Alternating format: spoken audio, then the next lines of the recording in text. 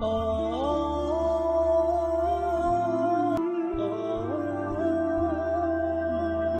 اللہ الرحمن الرحیم۔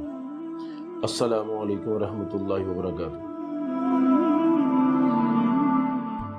آج ایک بہت عام سی بات ہے، لیکن بات بہت خاص ہے، ہم اس کو نا عام سی سمجھتے ہیں۔ عمل اور رد عمل۔ عمل کیا ہے، رد عمل کیا ہے؟ اصل میں ہمیں عمل کا علم نہیں ہوتا، عمل ہم سے انجانے میں سرزد ہو جاتا ہے، لیکن رد عمل اپنی باہیں کھول کر ہمارے سامنے آ کھڑا ہوتا ہے۔ ہم نے کافی دفعہ دیکھا ہوگا،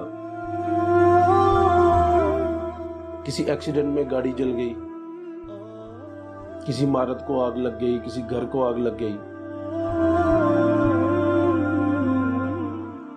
ہر چیز جل کر راکھ ہو گئی، خاک ہو گئی، ملیا میٹ ہو گئی،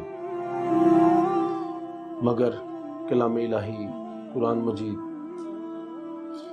اللہ تعالیٰ کا نام لکھا ہوا کہیں، وہ بچ گیا، اسے کچھ بھی نہ ہوا، آگ کی ضرورت ہی نہیں اس کو جلا سکے۔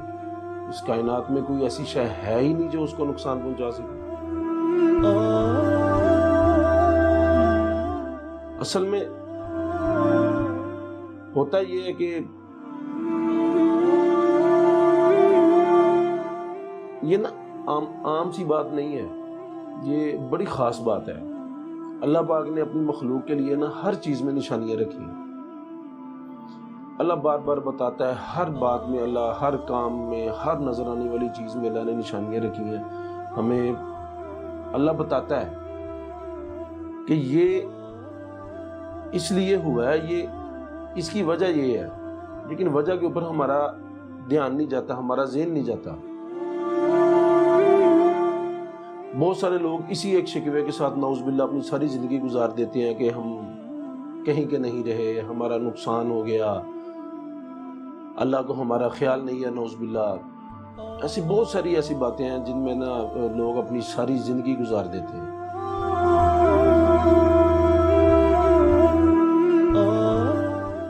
جس عمل نے ہم کو برباد کیا ہوتا ہے نا، اس عمل کی طرف ہمارا دھیان ہی نہیں ہوتا۔ ہوتا کیا کہ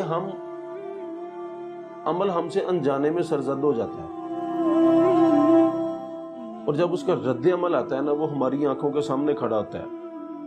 ہر عمل کا ایک رد عمل ضرور ہوتا ہے، اور رد عمل جزا اور سزا لیے ہوتا ہے۔ ہر رد عمل یا جزا کی صورت میں ملتا ہے یا سزا کی صورت میں ملتا ہے۔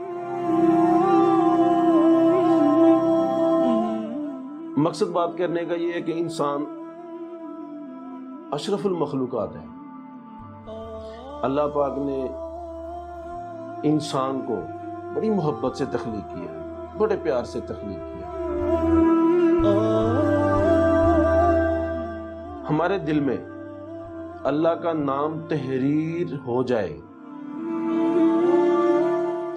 جیسے ہی ہمارے دل کے اوپر نا اللہ کا نام تحریر ہوتا ہے نا، تو پھر دنیا کی کوئی بھی چیز، کائنات کی کوئی بھی چیز، چاہے وہ کتنی بڑی کیوں نہ ہو، کتنی ظالم کیوں نہ ہو، کتنی نقصان دہ کیوں نہ ہو، ہمارا کچھ بگاڑ ہی نہیں سکتی۔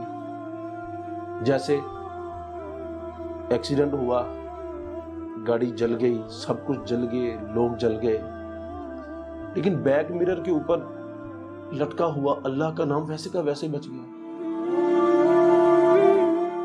جیسے کسی عمارت میں آگ لگی، ہر چیز جل کر راکھ ہو گئی، صرف ایک قرآن پاک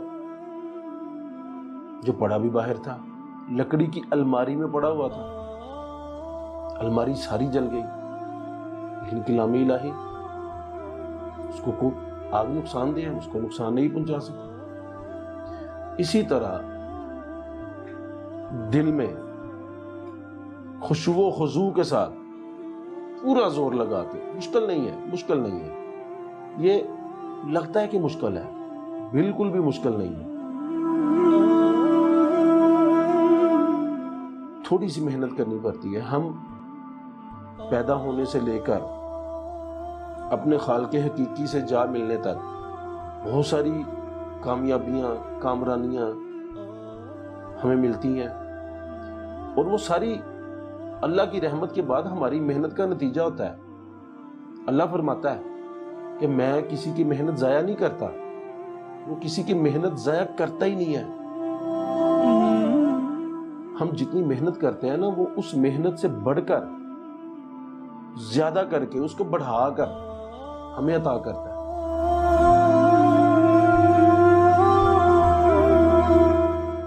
اس میں بھی تھوڑی سی محنت کی ضرورت ہے، تھوڑا سا لکھنا شروع کر دیں۔ جیسے جیسے لکھتے جائیں گے نا، الف کے اللہ کے الف سے لے کے اللہ کی ہے تک جیسے جیسے لکھتے جائیں گے، یہ جس دن تحریر ہو گیا، ہم جس دن اس میں کامیاب ہو گئے،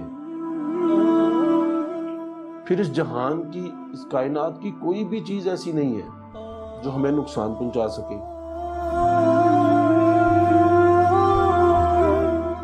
اللہ پاک بہت بے نیاز ہے، صرف کوشش، اللہ نے ہمارے ذمہ کوشش کر دی ہے، کوشش لگا دی کہ ہمیں کوشش کرنا ہے، باقی اس کے اپنے ذمہ ہے، جو اس کے ذمہ رہنے دیں، ہم رہنے دیتے ہیں اس کے ذمہ۔ جو ہمارے ذمہ ہے وہ ہماری ذمہ داری ہے، ہم نے وہ کرنا ہے، ہم وہ کرنا شروع کرتے ہیں، وہ اپنی ذمہ داری پوری کر دیتا ہے۔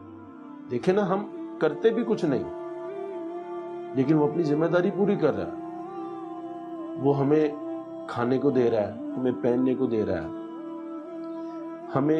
ہمارے پاس ایسی چیزیں، اس نے ہمیں ایسی چیزوں سے اس نے نوازا ہوا ہے کہ جو فرعون کے پاس نہیں تھی۔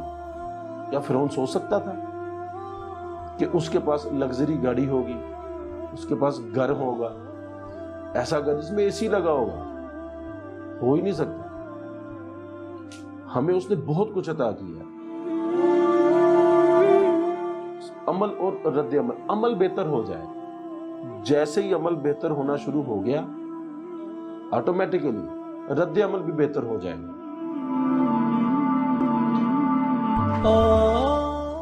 ہمیں ضرورت ہے، اس وقت اس معاشرے کو ضرورت ہے عمل کو بہتر کرنے کی۔